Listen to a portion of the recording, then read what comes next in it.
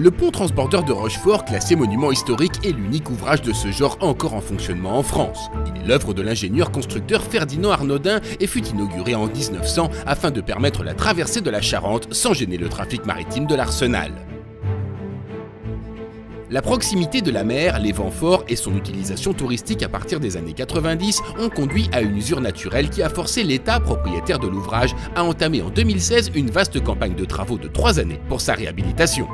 C'est devenu une nécessité parce que plusieurs incidents au niveau des câblages, la corrosion de certains assemblages sur le pont ont fait que la restauration qui a eu lieu en 1994, maintenant elle a fait son temps et que la question s'est posée d'une restauration générale du pont et de sa mise en sécurité définitive. Et c'est vrai qu'en tant qu'architecte en chef des monuments historiques, être chargé d'une structure comme celle-ci, ça sort un petit peu des sentiers battus puisqu'on est plus habitué à restaurer des églises et des cathédrales en pierre.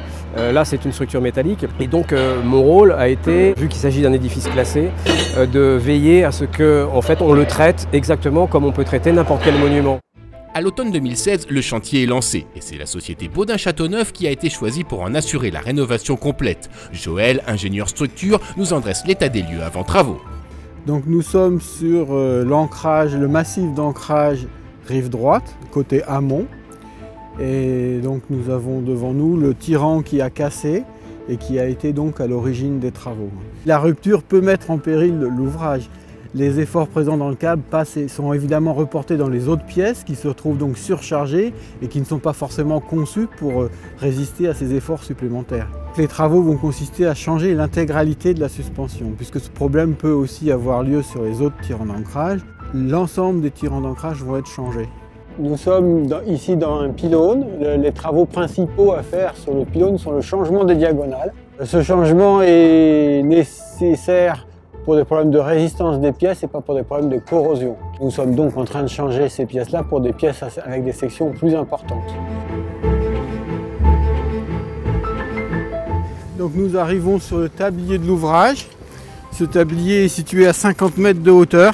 Donc le tablier est suspendu par les suspentes que nous voyons là. Voici une attache inférieure d'une suspente qui présente de nombreuses traces de corrosion de nature différente. Nous avons d'abord des piquetages des parties massives. La peinture est complètement endommagée comme on peut le voir. Nous avons de la corrosion foisonnante.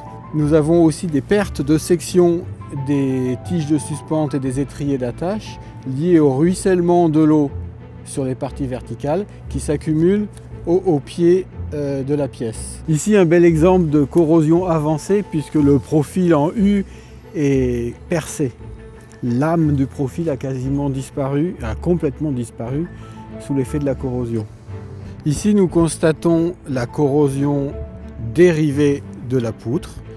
La peinture s'est écaillée.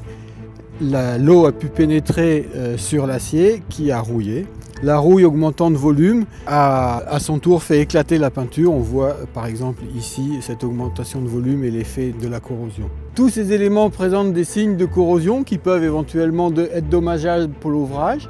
Et le parti architectural de remettre l'ouvrage dans sa condition d'origine de 1900 impose donc de tout changer au lieu de réparer. Après la dépose du tablier de la suspension, il ne restera donc plus que les deux pylônes.